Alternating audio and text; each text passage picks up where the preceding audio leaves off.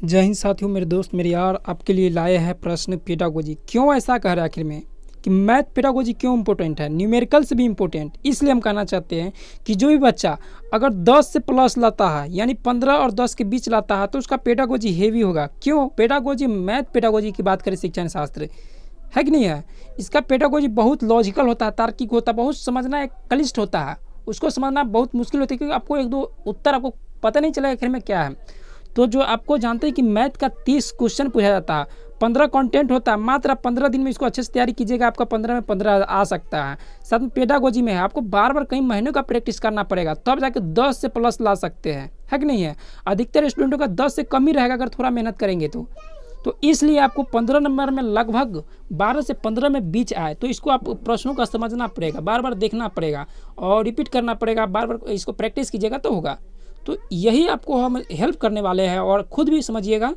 तो बाइलिंगुअल है आप, ये इंग्लिश वाले हैं तो इंग्लिश में देख लीजिएगा मीडियम वाले, और हिंदी वाले हैं तो हिंदी में समझने की कोशिश कीजिएगा क्योंकि हमारे लोग का तो मातृभाषा हिंदी है। तो चलिए इस प्रश्न को देखने वाले हैं और समझने वाले हैं। तो ये प्रश्न देखिए कि निम्नलिखित में से कौन सा वैन हिले वैज्ञानिक थे यानी गणितज्ञ थे, ज्यामितीय तर्क के सिद्धांत का चरण या स्तर नहीं दिया। देखिए नहीं पूछा है, प्रश्न को जरूर सही से अच्छे से पढ़िएगा, नहीं पूछा है। इस तरह से नहीं ध्यान दीजिएगा कि कोई पे टिक लगा के आ सकते हैं, तो इस प्रश्नों का बहुत अच्छे से समझना है। तो इस प्रश्न में ध्यान दीजिएगा कि 5 स्तर दिए थे और इसने लिखा था क्या, L0 level 1, L1, L2, L3 है ना, L4, मतलब 5 स्तर हो गया। तो इस समय कुछ खास अंतर होता है, उम्र के सापेक्ष या बच्चा इस तरह से समझता है, सो बात है। जब लेवल 0 की बात करते हैं इसको क्या कहते हैं, दृश्यीकरण कहते हैं या जासूसीकरण। अब इसको समझिए, सुन लीजिए। मानसिक चित्रण आपको अधिकतर दृश्यीकरण या विजुअलाइजेशन इंग्लिश में समझ लीजिए। तो इसमें क्या होता है कि सिर्फ आकृति के आधार पे है ना, शेप के आधार पे सोच रखते हैं। जैसे कि कोई बिस्कुट देख लिया तो कहेगा कि इस तरह का आकृति है, उसका सोच लेगा। अगर रोटी देख लिया तो कहेगा इस तरह से, बस इसमें कोई मतलब नहीं। इसको पता ये भी नहीं है कि यह आयत होता है, क्या ये वृत्त होता है, इसको कोई मतलब नहीं है। लेकिन जब भी लेवल 1 में आते हैं यानी स्तर 2 में, तो उसने गुणों या प्रॉपर्टीज़ के आधार पे तुलना या वर्गीकरण करना शुरू कर देता है कि नहीं है। तो उसको ये पता चलता है कि वो ये बिस्कुट जो है ना ये आयत का शेप है। जब रोटी देखेंगे तो रोटी कहते हैं कि नहीं ये वृत्त का शेप है। तो जब इस तरह का सोच आ जाएगा, प्रॉपर्टीज़ के आधार पे तुलना वर्गीकरण करना शुरू करता है, तो ये विश्लेषण हुआ, है कि नहीं है। तो ये विश्लेषण भी आपको 2 तो मिल गया आपको यहाँ, एक ये था, 2 ये था। जब लेवल 2 में आते हैं यानी स्तर तो 3 हो गया मगर L2 लिखते हैं, तो जब इसमें आते हैं तो बच्चा क्या कहता है, जब लेवल 2 को है ना, लेवल स्तर तो 3 हो गया लेकिन L2 को क्या, इसमें अनौपचारिक निगमन कहते हैं। क्या कहते हैं? अनौपचारिक यानी इनफॉर्मल डिडक्शन कहते हैं, है कि नहीं है। तो इसमें क्या करता है बच्चा कि रिलेशन बनाना स्टार्ट कर देते हैं। किसके? वो स्टार्ट कर देते हैं मैंने शेपों के आधार पे। जैसे कि मान के चलिए ये वर्ग हो गया, है कि नहीं है, स्क्वायर ये हो गया रेक्टेंगल मतलब आयत। तो इसने जानता है कि इस सब में आमने सामने की भुजा बराबर होती है आयत में, है कि नहीं है। लेकिन इसमें सभी भुजा बराबर होती है, तो इसके लिए कहता है कि नहीं जो ये वर्ग है ना ये आयत हो सकता है, वर्ग आयत हो सकता है लेकिन आयत वर्ग नहीं हो सकता। जब इस तरह का सोचा है, जब वो सिमिलरिटी बनाना स्टार्ट कर दे रिलेशन के आधार पे, तो ये आपको लेवल 2 में यानी स्तर 3 में। जब लेवल 3 की बात करेंगे तो इसमें क्या होता है, मतलब लेवल 4 हो गया, L3 की बात करेंगे तो उसने सूत्र का फॉर्मूला का उपयोग करना शुरू कर दिया। जैसे आयत का क्षेत्रफल निकालना है तो L गुने B लगा दीजिए, बस इसका यूज करना स्टार्ट कर दिया। तो और लेवल 4 यानी अंतिम यानी 5वां स्टेज स्तर, तो इसमें क्या कहता है कि बच्चा ज्यामितीय चिंतन के अकॉर्डिंग खुद से चीज़ें बनाना शुरू कर देता है। देखिए इसका अर्थ क्या हुआ कि कोई भी बच्चा मान के लिए कोई चित्र बनना होता तो ये वहाँ वृत्त रख दिया, है कि नहीं है। नीचे आपको एक तरह से ये रेक्टेंगल लगा दिया, फिर से यहाँ एक क्या हुआ 2 आँख बना दिया इस तरह से, है कि नहीं है। तो इस तरह से कुछ बनाता है, शेप बना लेता है, तो वो खुद से कुछ बनाना शुरू करता है, तो वो आपको क्या हो जाता है कि दृढ़ता हो जाता है। तो एक बार और समझा देते, थोड़ा समझ लीजिए। इसको विजुअलाइजेशन या जासूसीकरण या मानसिक चित्रण कहा जाता है। लेवल 2 का स्तर 2 का जो है उसमें विश्लेषण या एनालिसिस कहते हैं, है कि नहीं है। लेवल 2 यानी स्तर 3 में अनौपचारिक निगमन यानी इनफॉर्मल डिडक्शन, औपचारिक में फॉर्मल डिडक्शन L3 में, और L4 में आपको दृढ़ता रिग्योर आता है। तो इसमें जो है इसमें प्रश्न कहाँ से पूरे क्लियर नहीं है बना पाया, लेकिन इसमें मूर्तता की बात नहीं है, एब्स्ट्रैक्ट की बात ही है। तो मूर्तता नहीं, इसलिए मूर्त संचालन की बात की गई है। देख सकते कि स्वयं सिद्ध जो अभिगृहित है एक्जियम है, इसका मैंने वैन हिले में जो 5 स्तर दिया कहीं भी चर्चा नहीं की गई है। तो स्वयं सिद्ध आपको मान लीजिए दृढ़ता की बात कर रही है, तो इस तरह से ये मैंने ऑप्शन में कुछ गलत है, लेकिन इसका राइट आंसर मूर्त संचालन तो 100% है, क्योंकि इसमें एब्स्ट्रैक्ट की ही बात की गई, क्योंकि निगमन की बात की गई है। तो इसका राइट आंसर आपको सेकेंड हो गया। इसके बारे में खुद से भी पढ़िए, समझिए। तो ये कैसा रहा, इस प्रश्न को थोड़ा समझने की जरूर रिस्पॉन्स दीजिएगा। चलिए अब क्वेश्चन नंबर 2 है, तो 2 का भी समझने की कोशिश। देखिए आपको ऑप्शन थ्रू भी सोल्व करना है, कुछ ऐसे रहता है जो ऑप्शन थ्रू सोल्व कर सकते हैं। देखिए ये CC है, कंटिन्यूअस एंड कॉम्प्रिहेंसिव इवेल्यूशन मूल्यांकन के अंतर्गत सम्मिलित किया था। इसमें पूछा कि सही विकल्प, ध्यान दीजिएगा इसमें क्या पूछा है, सही विकल्प चुने कि राइट कौन है या ट्रू कौन है। तो छात्रों की अवधारणात्मक समझ पर विस्तृत प्रतिपुष्टि है ना, बच्चा का जो कोई चीज़ का कॉन्सेप्ट बनता है तो उसको प्रतिपुष्टि मिलना चाहिए, फीडबैक मिलना चाहिए कि हाँ ये आप सही बना रहे, इस तरह का प्रोसेस आपको ठीक है। तो इस तरह से तो मूल्यांकन होना ही चाहिए। तो ये क्या हुआ कि आपको सही हो गया, क्या हो गया, तो सही है, आपको सही पूछा तो ये सही है। अब दूसरा देखते हैं कि कक्षा में फेल और पास बच्चे की संख्या की प्रतिशत के अनुसार केवल समय की, यह नहीं कि फेल बच्चा इतना है, मैंने 50% फेल है और 50% पास है तो इसको हम वर्गीकृत कर दे, कुछ भी कर, तो वर्गीकृत नहीं करना है। इस तरह से कुछ भी प्रगति हमको देखना उखना नहीं है। तो इस तरह से बी क्या हुआ कि हमारा गलत इसका उत्तर है। तो ध्यान दीजिएगा जब बी गलत है तो सही विकल्प पूछा था, जिसमें देख लीजिए कि ऑप्शन में बी को किस किस में तो गलत हो जाएगा। बी ये देख सकते हैं इसमें, तो इसलिए ये गलत है, बी इसमें इसलिए ये गलत हो गया। अब अगला भी देखते हैं केवल बी, तो जब गलत है तो सही कैसे हो सकता है, तो ये कट गया। तो आपका राइट आंसर ए और सी है। तो ए और सी को आप अध्ययन कर लीजिए। हम तो यहाँ सब कुछ समझाने वाले हैं। तो संपूर्ण वर्ष में छात्रों की प्रगति की जांच करना है। कंटिन्यूअस का मतलब समझ ही रहे कि लगातार करते रहना, ध्यान देना है कि बच्चों का शारीरिक मानसिक और डेवलपमेंट को भी ध्यान देना है। और ये न्यूनतम स्तर का ध्यान, अधिगम का ध्यान नहीं देना है। तो आपको ये बी और डी गलत हो गया और ए और सी सही हो गया। तो आपका राइट आंसर सी हो गया। तो ऑप्शन थ्रू भी देखिए कितना आसानी से, बी आपको गलत पता चल गया, सभी में भी था, आप काट दिए। क्वेश्चन नंबर 3 की बात करेंगे। ये भी बहुत इजी नहीं है, फिर भी समझने वाली बात है, लॉजिकल है। क्योंकि गणित का कह दिया ना कि आपको CD माने ये पेडागोजी में अच्छा खासा ली आते हैं, तो आपको हम 100% मानते हैं कि सभी विषय में अच्छे होइएगा। सिर्फ लैंग्वेज आपका डेवलपमेंट डिपेंड करता है कि कितना बेहतर जानते हैं। तो निम्नलिखित में से कौन सा कथन गणित के मानचित्रण है ना, मैपिंग की बात कही गई है, तो नहीं है। देखिए प्रश्न में खाली नहीं पूछ रहा, आखिर में ध्यान दीजिएगा, कहीं नहीं तो कहीं सही। तो आप प्रश्नों को समझिएगा। तो इसने क्या कि मानचित्रण उच्च गणित में कई विषयों का आधारभूत मूलाधार, जी हाँ, तो उच्च गणित में है ना, तो ये सही है, नहीं पूछा है कि नहीं है। ये क्या था आपका दिक् स्थान या कुछ स्थान के माने जानते हैं, है ना, दया बायां उत्तर दक्षिण, ये मैप से हम समझना शुरू करते हैं। तो मानचित्रण दिक् स्थान समझ सोच को मजबूत करता है, ये भी सही है। जब हम किसी तरह का भारत का मैप बनाते हैं तो हमको स्पष्ट होता है कि अरब सार्वभौमिक इधर है, दायां बायां सब कुछ हम समझते हैं। और ये मानचित्रण क्या होता है, समानुपातिक सोच। देखिए समानुपातिक सोच का मतलब ये होता है कि मान के चलिए हमको एक रोटी को 2 बच्चों में बांटना है ना।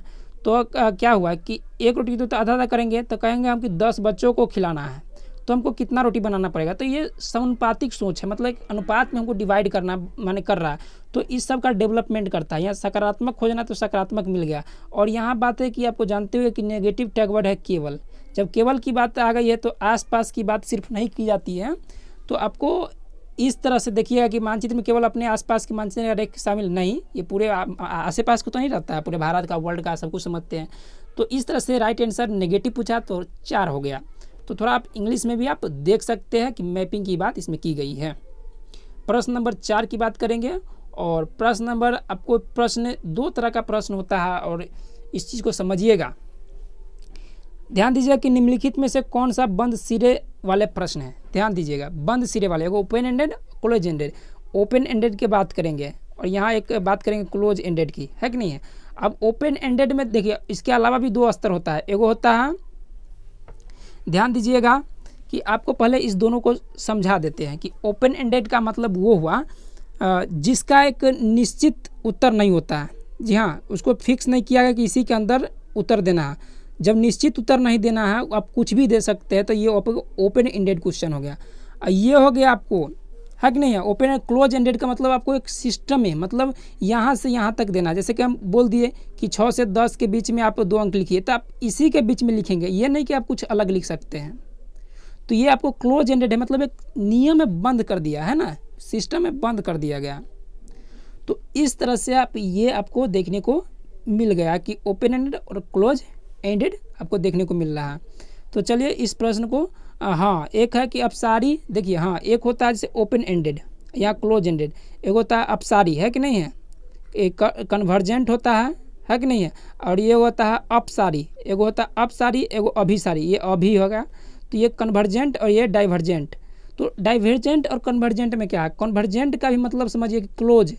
इसमें क्या होता है, सिर्फ एक उत्तर ही होता है, एक फिक्स नियम है कि एक फिक्स के अंदर हाँ आता है कि नहीं, एक ही उत्तर उसका कन्फर्म होगा अभिसारी का। और जब अपसारी की बात आएगी तो इसका अनगिनत उत्तर हो सकता है, या माने एक से अधिक उत्तर हो सकता है, तो ये अपसारी हुआ डाइवर्जेंट। तो अधिकतर जो ओपन एंडेड है कि नहीं, वो जो अपसारी होता है। और कहीं भी एक जो क्लोज एंडेड है वो अपसारी होता है, लेकिन ये क्लोज एंडेड भी अपसारी हो सकता है, क्योंकि अपसारी का नाम क्या है कि इसमें भी एक से कई उत्तर अधिक मिल सकता है। तो ध्यान दीजिएगा कि दोनों हो सकता है। तो आपको हम बताते हैं क्लोज एंडेड क्या है कि एक सिस्टम में बंधा होता है, ओपन एंडेड कोई सिस्टम नहीं है। तो प्रश्नों का देखिए उत्तर, देखिए ऑप्शन, ऐसी 5 संख्या की सूची बनाओ जो 3 अंकों वाली संख्या हो और में दहाई के स्थान पर अंक 5 हो। तो इसमें पूछा है कि बंद सिरे।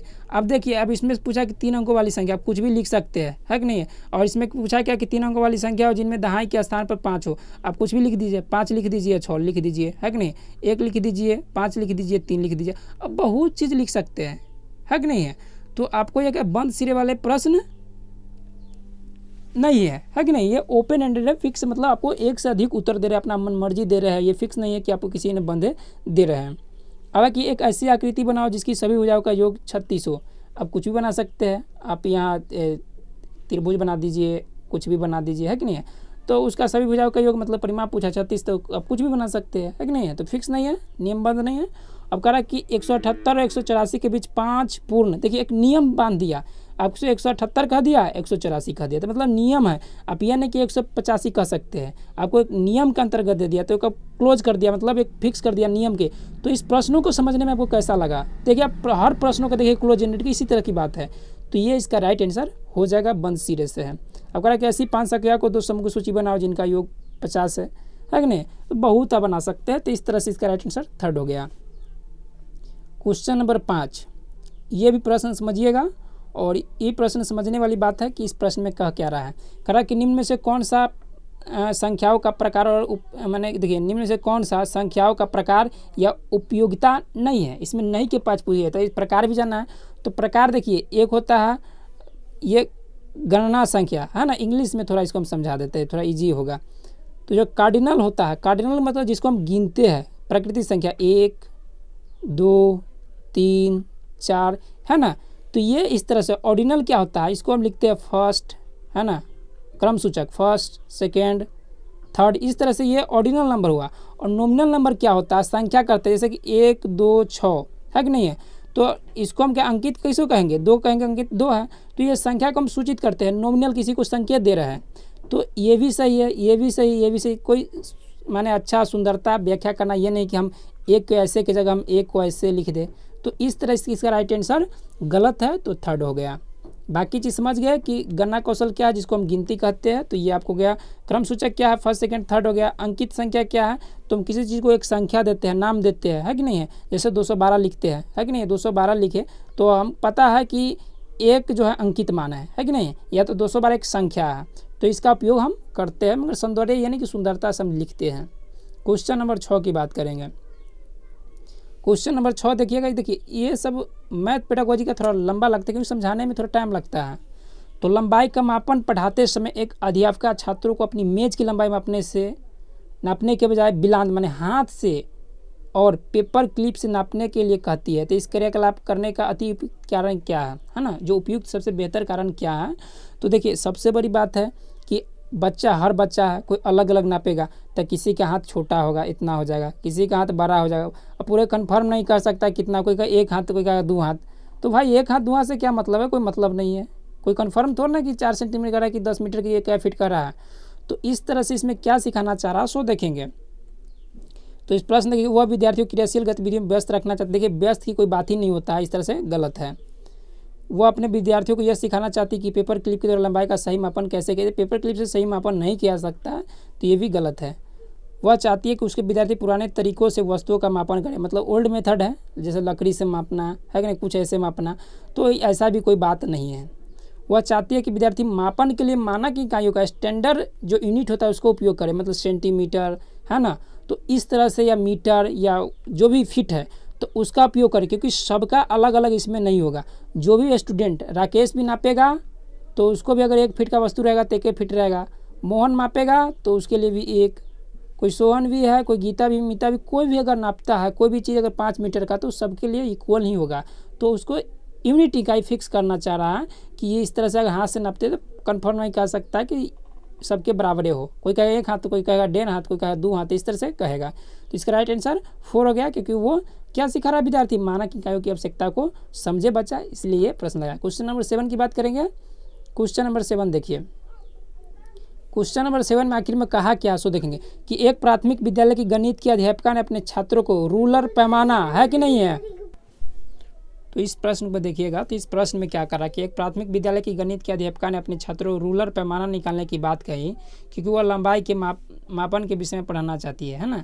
कि तो क्या कहा कि छात्रों में भ्रांति हो गई, क्या हो गई कि रूलर को क्या समझ लिया कि वो राजा रानी समझ लिया है कि नहीं है। तो उसने सोचा कि आखिर में राजा रानी को हम कैसे निकालें।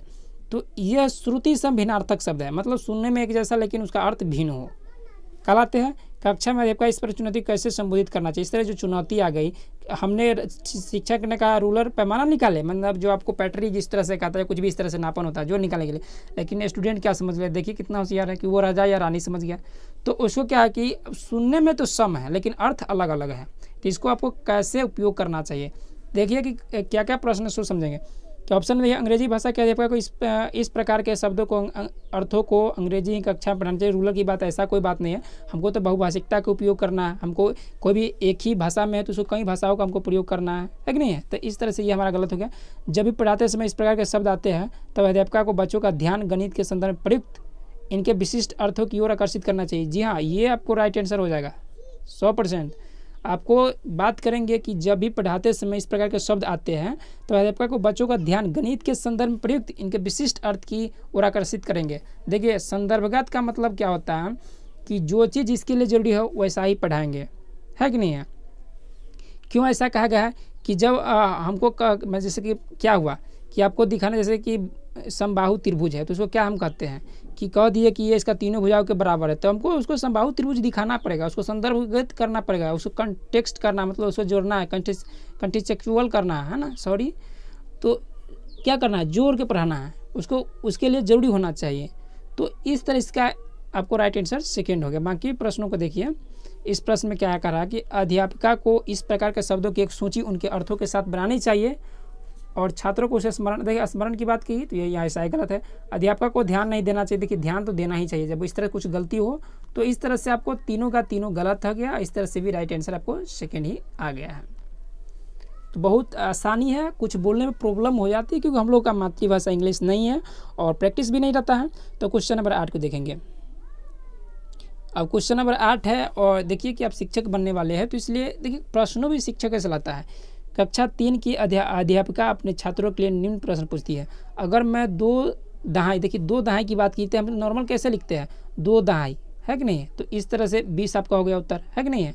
और पूछा कि 2 इकाई, अगर 2 इकाई घटाते हैं, है कि नहीं है, इसमें से घटा देना है तो आपको कितना आ गया उत्तर, तो आपको 18 आ गया। तो उत्तर क्या होगा, तो एक छात्रों ने उत्तर क्या दिया सो देखिए। छात्रों में से एक छात्र जवाब देता है कि उत्तर 0 है कि नहीं है। अब ये स्पष्ट है कि उसको क्या है कि आपको स्थानीय मान का ज्ञान नहीं है कि दहाई क्या है, इकाई क्या है। अगर ये जानता, ये चीज़ जानता तो इसका राइट आंसर 18 हो जाता।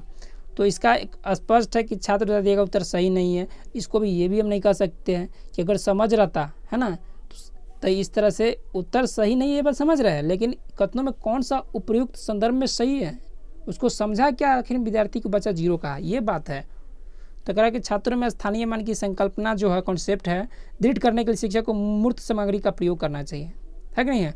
उसको हमको इस तरह से दिखाना चाहिए, मूर्त जो कंक्रीट वस्तु हो तो उसका उपयोग करेंगे। तो इसका राइट आंसर यही हो गया। तो उसको हम कैसे संदर्भ सही है, तो इस तरह से शिक्षकों अभ्यास के लिए 10 समान प्रश्न दें, इस तरह से प्रश्नों का बारे में प्रैक्टिस कराना हमारे लिए गलत है और इस पर ध्यान नहीं देना चाहिए। देखिए जिसमें अगर शिक्षकों की बात की कि उसको ध्यान नहीं देना है, बच्चों को केयर नहीं करना तो गलत है, उसको ध्यान देना है। गलत करे, कोई भी त्रुटि करे, उस पर ध्यान देना है। दोस्तों जो भी थोड़ा मिस्टेक है लेकिन सही है, ये है आप समझ भी जाते हो कि आखिर प्रश्न को आखिर में कहना क्या चाह रहा है। क्वेश्चन नंबर 9, सभी लोग बोरिंग हो चुके हैं, आखिर में क्या क्या करना चाह रहे हैं आप लोग, देखते हैं। ये आपके लिए प्रश्न है।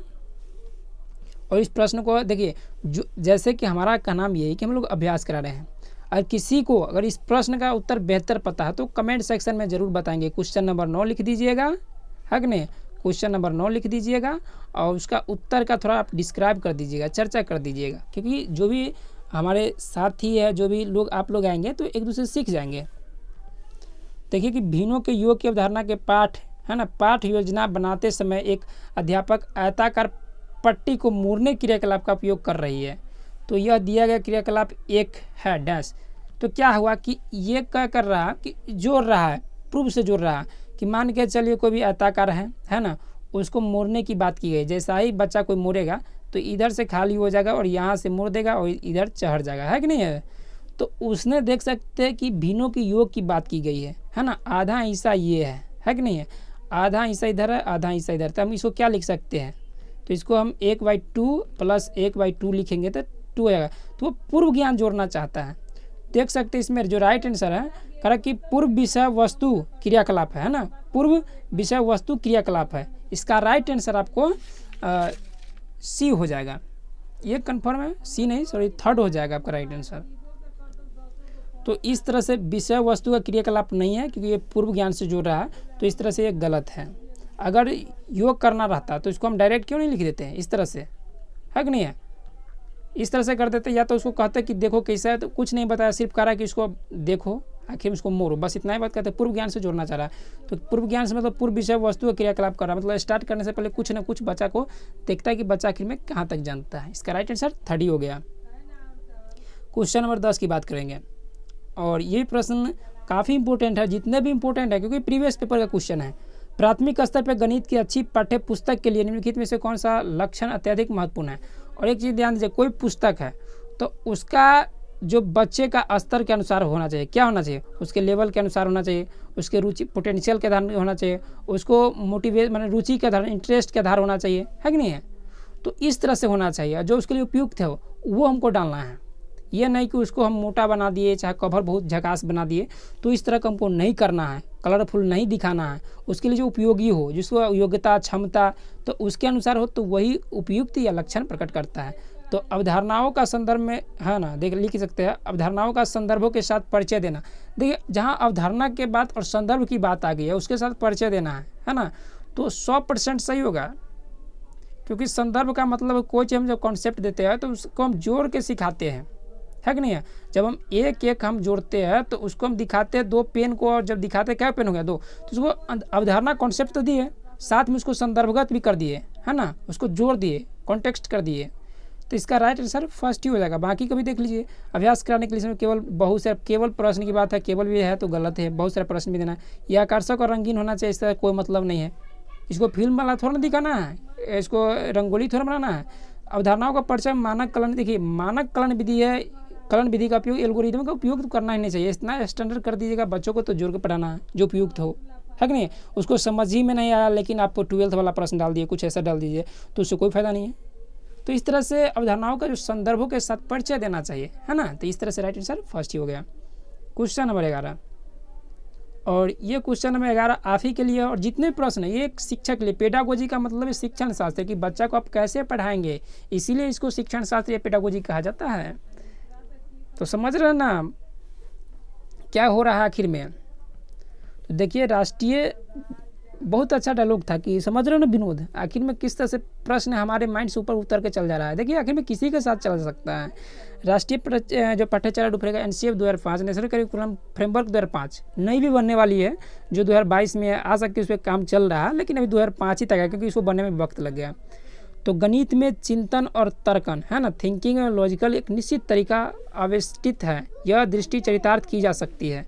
तो इस पर ध्यान दीजिएगा कि चिंतन, थिंकिंग और तर्कन की बात आखिर में क्या करें। तो चिंतन और तर्कन कब आ सकता है, जब किसी चीज़ को अन्वेषण करेगा यानी खोज करेगा, है कि नहीं है। तो ये बड़ी बात है, जब उपयोग करेगा, हस्त कौशल हैंड्स ऑन एक्टिविटी करेगा, अवधारणाओं का वास्तविक जीवन के साथ, ये सभी तो एनसीएफ का रामबाण चीज़ है। इसको जानते हो कि रेम्स जो सिद्धांत है ये सभी उसका सिद्धांत का अंतर्गत है।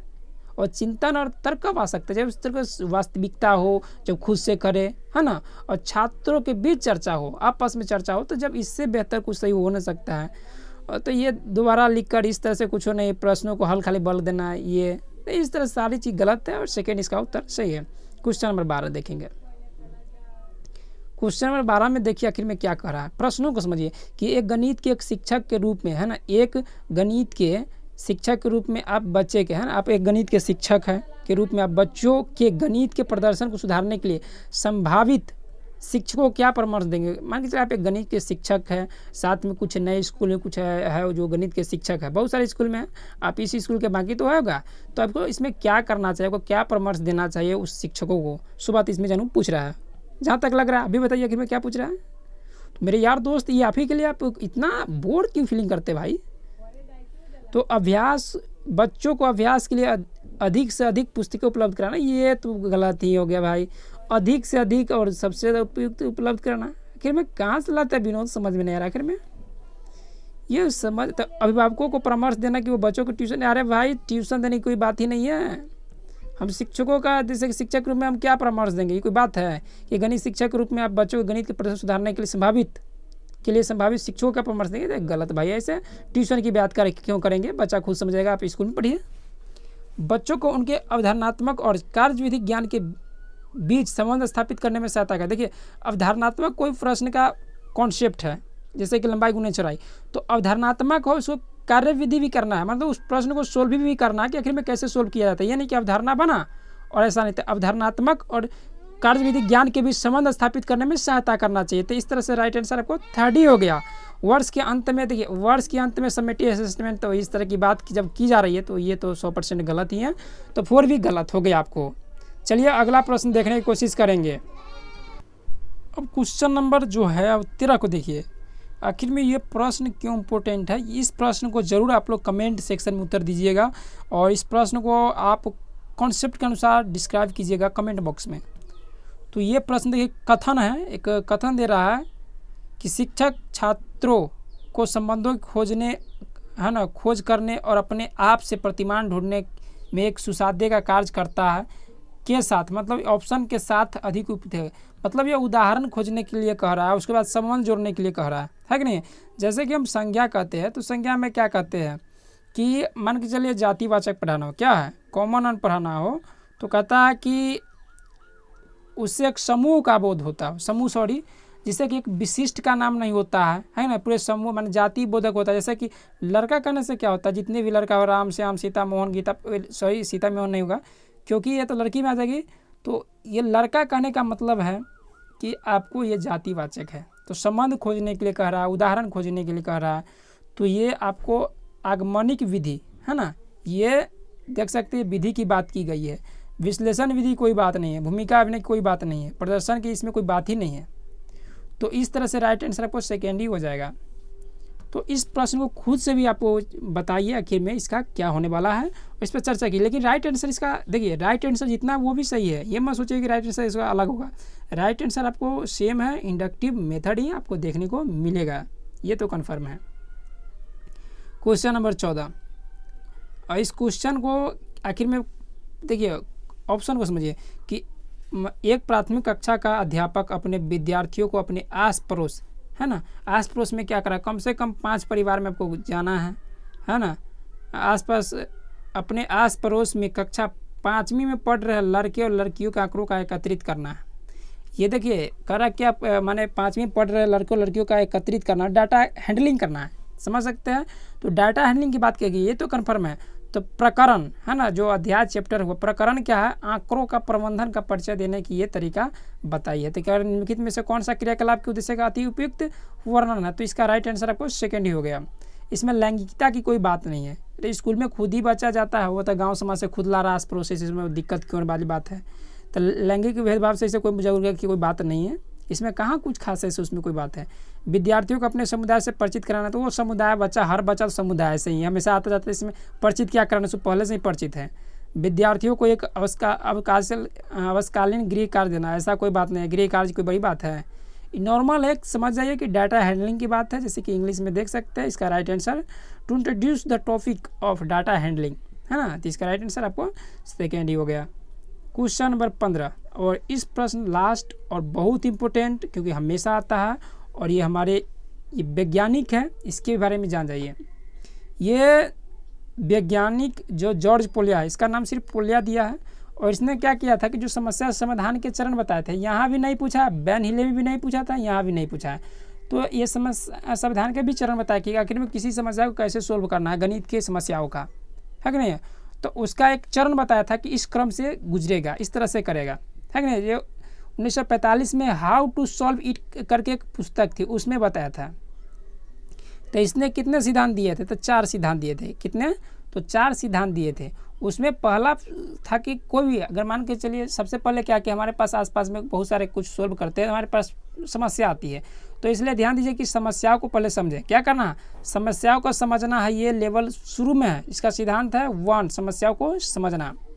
जब हम समस्याओं को समझ लिए, है ना, तो उसको योजना तैयार करना कि आखिर में हमारे पास ये समस्या है और ऐसे ऐसे हम इसको करेंगे तो सोल्व कर लेंगे। तो पहले हम क्या किए कि योजना खाका तैयार कर रहे हैं कि ऐसे करना है कि जैसे कि मान के चलिए हमारे पास समस्या है कि नॉर्मल गांव देहात में भोज करना है, तो इसका समस्या क्या है कि ये मतलब इतना ये चीज़ चाहिए वो चाहिए। लेकिन क्या किया हम, उसको क्या करते हैं, योजना का संचालन करते हैं। जब हम फिर भोज बनाते हैं या दावत करते हैं तो उसमें हम डालते हैं, कहीं कम बेसी भी हो सकता है तो स्वाद बिगड़ जाएगा।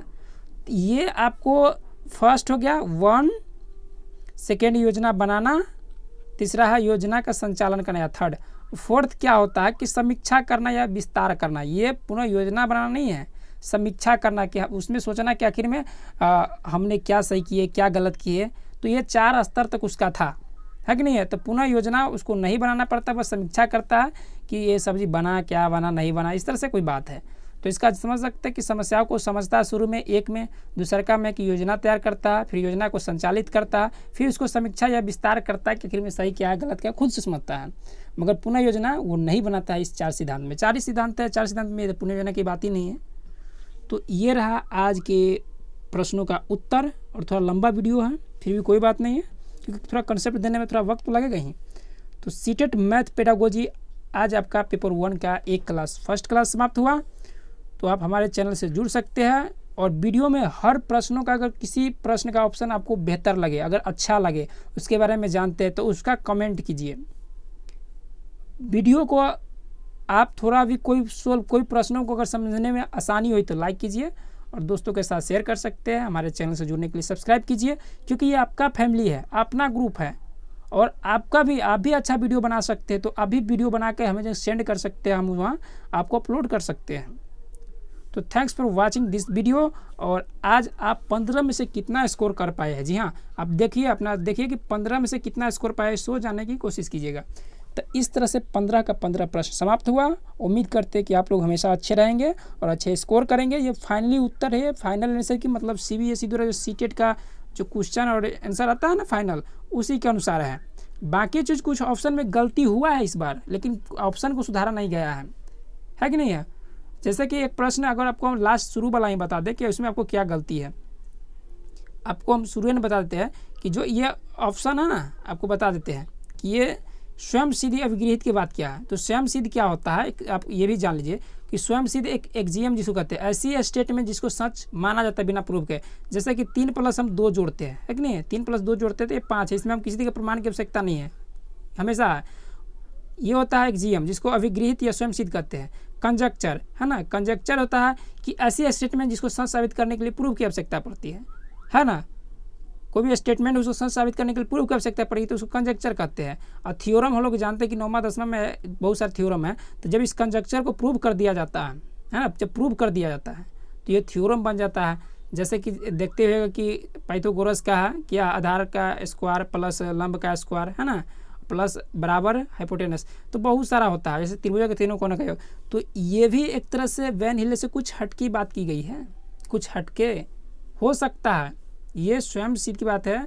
तो इस तरह कुछ हट की बात है, पूरे क्लियरली नहीं है। जब आपको वैन हिले के बारे में नहीं दिया हुआ है, ये नया है, आप देखिएगा कि ये आपको लास्ट उसका जो 5वां स्तर है, लेवल 4 की बात है, दृढ़ता की ओर आ रही है। तो इस तरह से समझें। तो चलिए आप हमारे चैनल से जुड़िए। तो जय हिंद, वंदे मातरम।